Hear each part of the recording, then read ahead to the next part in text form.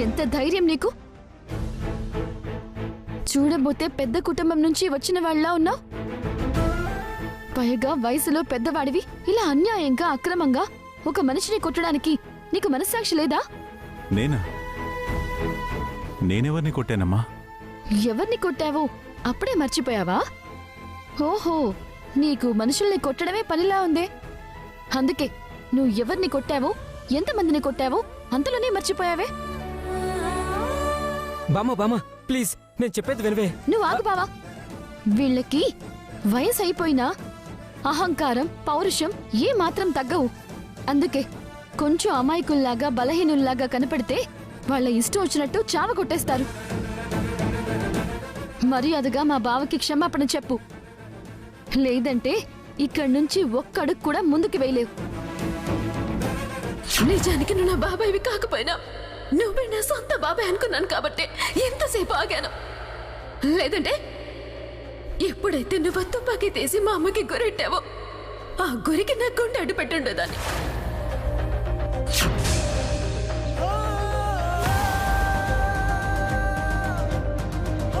మా అమ్మ కోసం మా నాన్న కోసం దేవుణ్ణి ఎదురుతాను. అలాంటిది నిన్ను ఎదిరించలేనా బాబాయ్?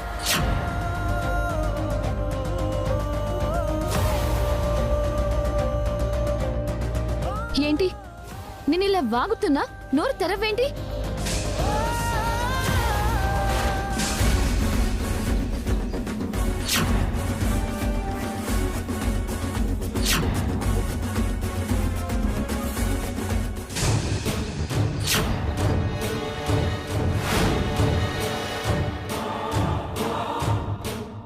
అక్క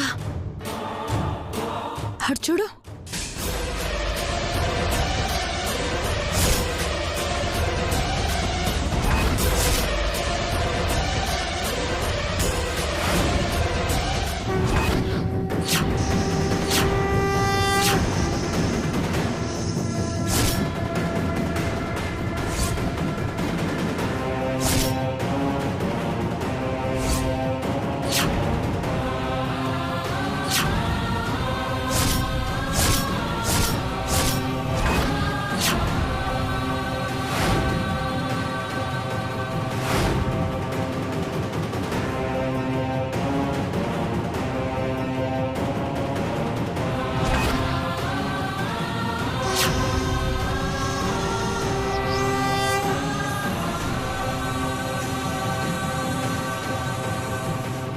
సత్యభామ వీరనారాయణ్ని కలిసిందేంటి? వాడితో అంతసేపు మాట్లాడుతుందేంటి? పొరపాటున అదే నా మనవరాలని తెలిసిందంటే వీరనారాయణ నా మనవరాల్ని నాకు దూరం చేస్తాడు. శాశ్వతంగా దాన్ని నా నుంచి తీసుకెళ్లిపోతాడు. లేదు, అలా జరగడానికి వీల్లేదు. కొట్టానంటే కోనసీమ అదిరిపోతుంది.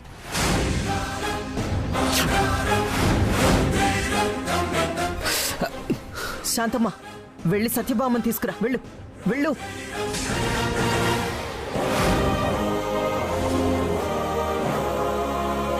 అంత అహంకారం ఎందుకు నీకు?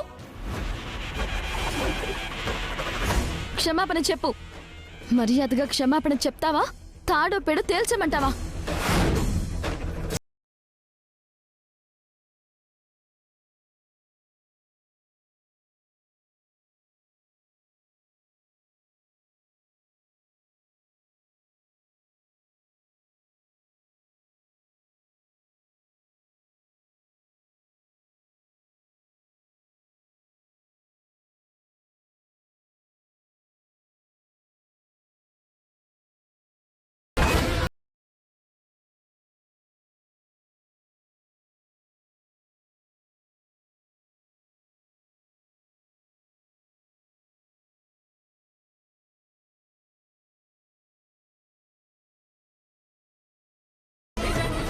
భార్య గారు, సత్య మాట్లాడుతుంది ఆ వీరనారాయణతో కదూ?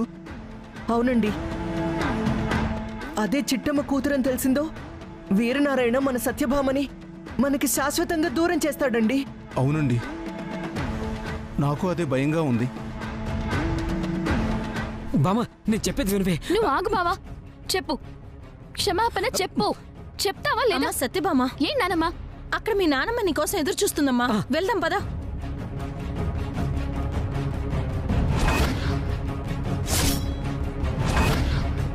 ఇదిగో వయసులో పెద్దవాడివని వదిలేస్తున్నాను. లేదంటేనా మా బావని కొట్టినందుకు తాడో పెడ తేల్చుకునేదాన్ని. నువ్వు రామ్మా, రా రామ్మా.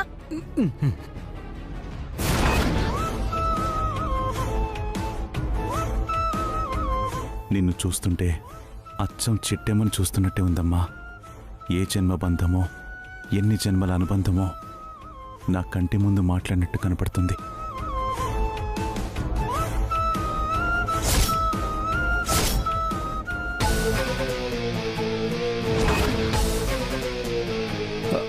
భార్య గారు, మన సత్యభామని వేరునారైనా గుర్తుపట్టలేదు. అయ్యో శాంత, నువ్వు వెళ్ళి కార్ రెడీ చెయ్యి.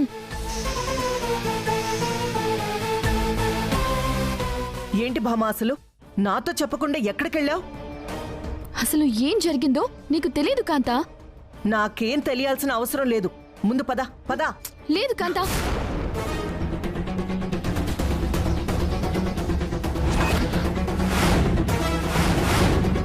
బావని ఆ ముసలైన కొట్టాడంట.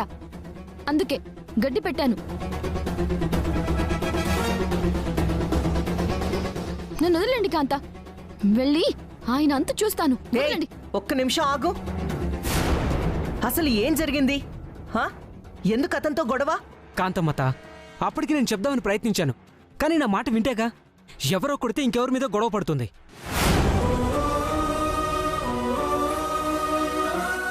ఏంటి, నిన్ను కొట్టింది ఆయన కాదా? కాదు, అతనితో మాట్లాడినోడు.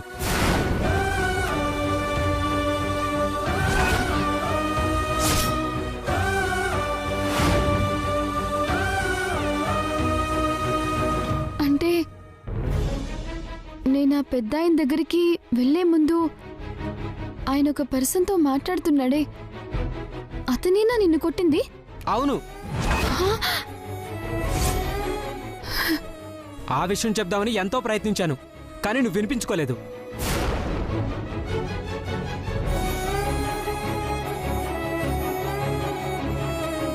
అయ్యో, ఎంత పెద్ద పొరపాటు జరిగిపోయింది. పాపం, ఒక అమాయకుణ్ణి పట్టుకొని చెడమడా తిట్టి పడేశాను. అతని మనసు ఎంత బాధ పెట్టానో.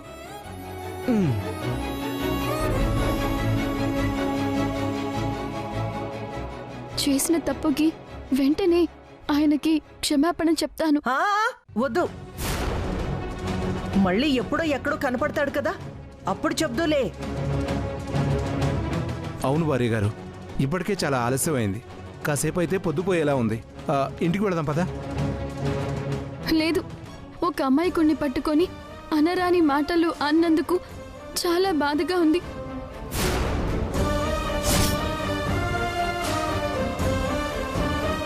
ఆయన దగ్గరికి వెళ్ళి క్షమాపణ చెప్పకపోతే ఈరోజు నాకు నిద్రే పట్టదు.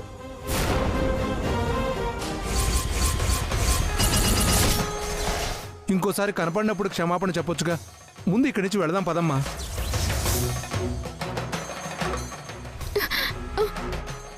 పదండి. పదండి. అమ్మా సత్యమ్మా, నీకోసం ఎక్కడెక్కడో బతుకుతున్నా. ఎక్కడికి వెళ్ళావు?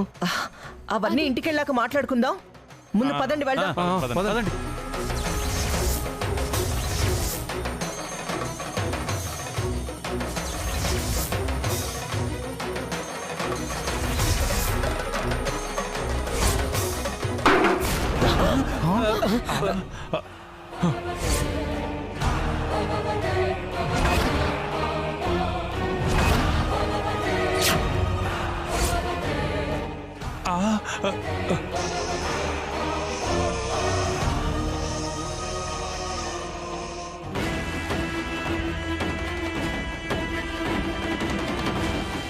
అయ్యే బాబోయ్, ఎంతలోనే ఎంత ప్రమాదం తప్పింది.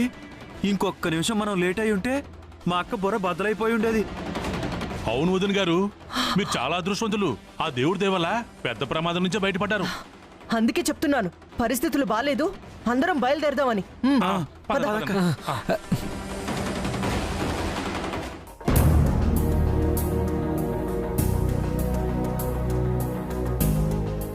పద. అమ్మా నువ్వు మాధవ అక్కవి కదూ? అవునండి. మీరు? అదేనమ్మా, ఆ రోజు పొలంలో మీ తమ్ముడికి డబ్బులు ఆశపెట్టి మీ పొలాన్ని ₹1,00,00,000 అమ్మమన్నాను. అమ్మను చీపో అన్నారు చూడు, ఆ వ్యక్తిని నేనే.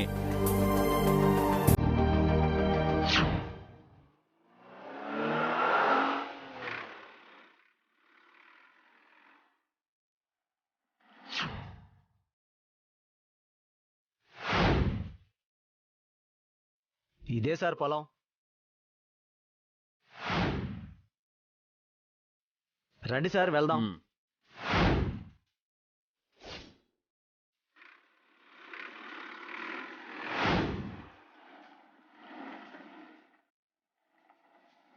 నాకైతే ఈ పొలం బాగా నచ్చింది. ఇంతకీ పొలం ఎవరిది?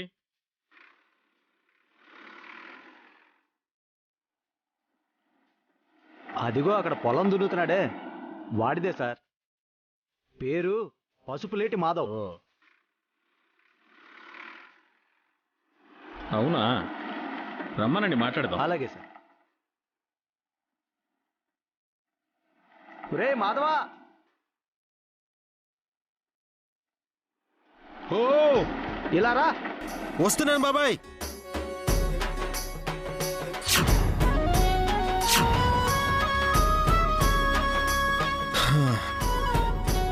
ఏంటి బాబాయ్ ఇలా వచ్చారు? ఏం లేదురా, నీకా పెళ్ళిడికి వచ్చిన అక్క ఉంది. నీ బాబా తాగుబోతు, పైసా సంపాదన లేదు. పాపం మీ అక్కకి పెళ్ళెలా చేస్తావరా? అంటే మా అక్క పెళ్లి సంబంధం గురించి మాట్లాడడానికి వచ్చారా బాబాయ్? లేదురా, ఈ పొలం అమ్మేసావనుకో ₹1,00,00,000 డబ్బు వస్తుంది. ఆ డబ్బుతో మీ అక్క పెళ్లి చేసేసి నువ్వు ఎంచక్క ఏ విశాఖపట్నమో ఏ రాజమండ్రిలోనో 10 బిల్డింగులు కొనేసి దర్జాగా బ్రతికేయొచ్చని ఒక మంచి పార్టీని తీసుకొచ్చాన్రా. పార్టీయా? ఎస్ మిస్టర్ మాధవ, ఈ చుట్టుపక్కనున్న పొలాలకి ₹1,00,00,000 డిమాండ్ ఉందని నాకు తెలుసు. ఈ పొలానికి చుట్టూ ఉన్న 100 ఎకరాల పొలం నేను కొనేశాను. ఇక మిగిలింది సెంటర్లో ఉన్న నీ పొలమే. నీ 5 ఎకరాల పొలం కూడా మేం కొనుక్కోగలిగితే ఈ 100 ఎకరాల ల్యాండ్ మా సొంతం అవుతుంది. ఆ తర్వాత ఇక్కడ పెద్ద ఫ్యాక్టరీ పెట్టి ₹1,00,00,000 బిజినెస్ చేయాలని మా ప్లాన్. అర్థమైంది సార్. నా 5 ఎకరాల పొలాన్ని కొనడానికి వచ్చారు అంతేగా? ఎస్ మిస్టర్ మాధవ్, కాస్త రేట్ అటు ఇటు అయినా మేం కూడా రెడీగా ఉన్నాం. సారీ సార్, నేను ఈ పొలాన్ని అమ్మను. వై? రేట్ నచ్చకపోతే చెప్పు, ఇంకా పెంచుతాం. డబ్బుకి ఆశపడి కన్న తల్లిని అమ్ముకోవడానికి నేను కసాయివాణ్ణి కాదు సార్, రైతుని. ఏం మాట్లాడుతున్నావురా? తప్పుగా అనుకోకండి బాబాయ్. నేల తల్లిని కన్న తల్లిలా భావించే ప్రతి రైతు బిడ్డ భూమాతని నమ్ముకుంటాడు గాని అమ్ముకుని బతకలేడు బాబాయ్. ఫూలిష్గా మాట్లాడకు మాధవా. ఈ బురద పిసుకుంటే నీకేం లాభం వస్తుంది? మాలాగా ఖరీదైన భవనాల్లో బతకగలవా? ఖరీదైన కారులో తిరగగలవా? కనీసం 2 పూటల తిండైనా తినగలవా? ఏమో, ఈ ల్యాండ్ నువ్వు మాకు అమ్మేస్తే మాలాగా బంగ్లాలో హ్యాపీగా ఉండొచ్చు, ఖరీదైన కార్లలో తిరగచ్చు, ఏదో ఒక వ్యాపారం చేసుకోవచ్చు, విలాసవంతమైన జీవితాన్ని అనుభవించవచ్చు. ఏమంటావు? భూమాత అంటే అమ్మ సార్. ఈ ప్రపంచంలో పుట్టిన ప్రతి మనిషికి అన్నం పెట్టి కడుపు నింపి ప్రాణం నిలబెట్టే దేవత సార్. అమ్మ ప్రేమకి, అమ్మతో ఉన్న అనుబంధానికి విలువ కట్టేవాడు, రేటు పెట్టేవాడు ఇంకా పుట్టలేదు సార్. ఫూలిష్గా మాట్లాడకు మాధవా. చదువు సంజ లేవు కాబట్టి డబ్బు విలువ, విలాసవంతమైన జీవితం నీకు తెలీదు. అదే కాస్త చదువుకోనుంటే ఇలా మాట్లాడుండేవాడివి కాదు. ఏం మాట్లాడుతున్నారు సార్? ఎవరి గురించి ఏం మాట్లాడుతున్నారు సార్? మా తమ్ముడికి చదువు సంధ్యలు లేవా అంటారా? వాడు బీఎస్సీ అగ్రికల్చర్లో gold medalist, topper of the college. ఆ విషయం తెలుసా? సంవత్సరానికి లక్షల రూపాయలు ప్యాకేజీ ఇస్తామని ప్రైవేట్ కంపెనీలన్నీ వాడి చుట్టూ తిరుగుతున్నాయి. ఆ విషయం తెలుసా మీకు? అక్క, నువ్వు ఆగరా. నా తమ్ముణ్ణి పట్టుకొని ఎవరో పనికి మాలిన వెధవలు నోటికొచ్చినట్టు వాగుతుంటే నేనెందుకు ఆగాలరా? సార్, మీరిస్తానన్న కోట్లు వాడి కాలిగోటికి సమానం సార్. వాడికున్న చదువుకి, వాడికున్న మెరిట్కి ప్రైవేట్ కంపెనీలన్నీ ఉద్యోగాలివ్వాలని పోటీలు పడ్డాయి సార్.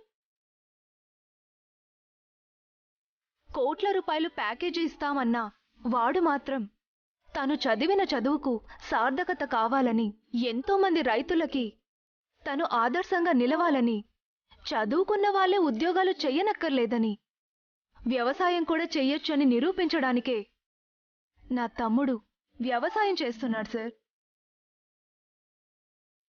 అంతే తప్ప మీరనుకుంటున్నట్టు చదువు సందులు లేనివాడు మాత్రం కాదు sir. I'm very sorry Madhava. నీ గురించి, నీ గొప్పతనం గురించి తెలియక నోటికొచ్చినట్టు మాట్లాడాను. I'm really sorry. that's okay, sir. But please remember one thing. Agriculture is our most wisest and project, and it will contributing real wealth and happiness. If you weak, you're involved in agriculture.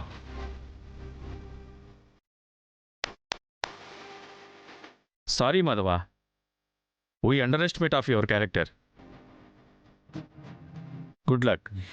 Thank you, sir. Thank you very much. పదండి. రండి.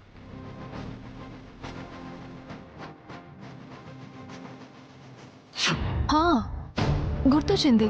ఇప్పటికైనా మనసు మార్చుకున్నాడమ్మా? ఆ పొలం అమ్ముతాడా? నా తమ్ముడికి ఆ పొలం అంటే ప్రాణం సార్. ప్రాణమైనా వదులుతాడేమో గాని పొలం మాత్రం వదలడు సార్. మాధవ్ లాంటివాడు, భూమిని ప్రేమించేవాడు ఊరికి ఒక్కడుంటే చాలు, పల్లెల్లో పొలాలు కలకల్లాడిపోతుంటాయి.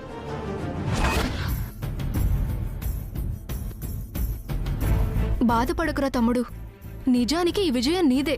కానీ ఆ నరసింహాపురం వాళ్ళు మోసం చేసి నిన్ని పోటీలో ఓడించారు. అవును, అది వాళ్ళ గెలుపు అనుకుంటున్నారు, కానీ నిజానికి గెలిచింది నా కొడుకే. ఏంట్రా తమ్ముడు, ఆ కళ్ళల్లో నీళ్ళేంటి? ఓడిపోయినందుకు బాధపడుతున్నావా? నా కొడుకు మగాడే, ఇప్పుడు ఓడిపోతే ఏంటి, ఇంకోసారి ఆటలో గెలుస్తాడు. ఆ మాత్రం దానికి బాధపడతాడే ఏంటి? లేదు నాన్న, నేను బాధపడుతుంది పోటీల్లో ఓడిపోయినందుకు కాదు. ఈ పోటీకి వెళ్ళకముందు నాన్నమ్మకి మాటిచ్చాను. ఆ పోటీల్లో గెలిస్తే వచ్చే డబ్బుతో మా నాన్నమ్మకి గాజులిప్పిస్తానని. కానీ ఇచ్చిన మాట నిలబెట్టుకోలేకపోయాను. ఒక్కసారి మాటిస్తే ప్రాణాలిచ్చైనా నిలబెట్టుకోవాలని మా అత్త చెప్పిందంట. కానీ మొదటిసారి మా అత్తకి ఇచ్చిన మాట తప్పాను. ఎవరు మాట తప్పినా ప్రశ్నించే నేను మొదటిసారి మాట తప్పాను. అందుకే బాధపడుతున్నాను.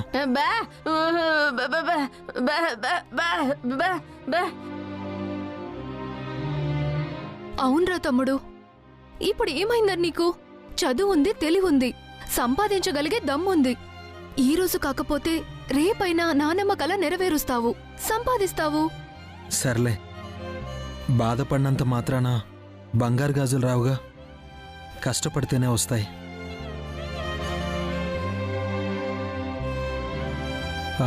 ఇంతకీ నా బుల్లెట్ ఎక్కడా?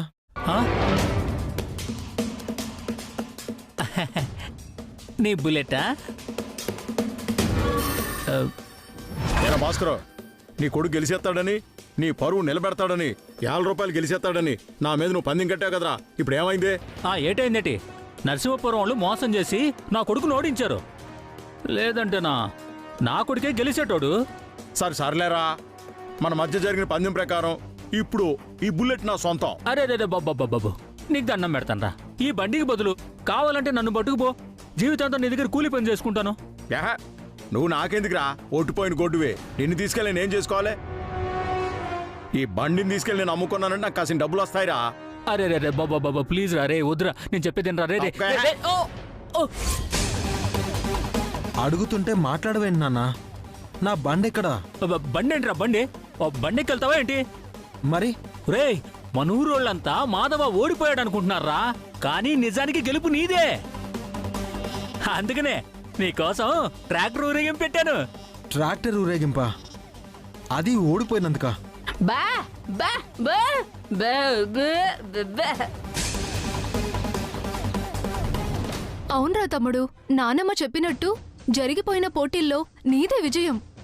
జనాల దృష్టిలో ఓడిపోయి ఉండొచ్చు గాని మా దృష్టిలో మాత్రం నువ్వే గెలిచావురా.